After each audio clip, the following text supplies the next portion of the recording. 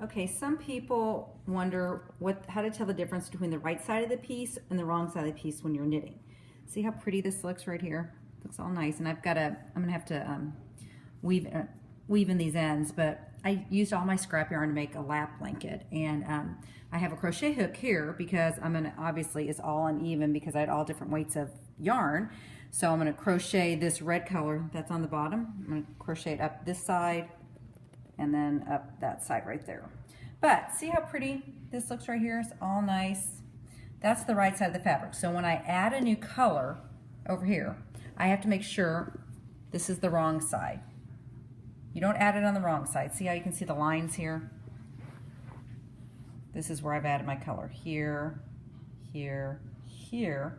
But I didn't add my color on the wrong side. When I'm on this side of the fabric, that's when I do my color change. So if you don't want to have these lines on the back, this is the wrong side of the piece. It's not very pretty, but if some people don't care. If you want to roll all yarn in one big ball and you don't care whether you add yarn on the right side or the wrong side of the piece, then have at it.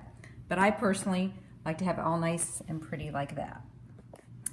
So when I'm doing my color changes, like I said, I'm on the right side of the piece. So you might want to put a stitch marker on this side of the piece, so when you're adding a piece of yarn, you know you're on the right side of the piece.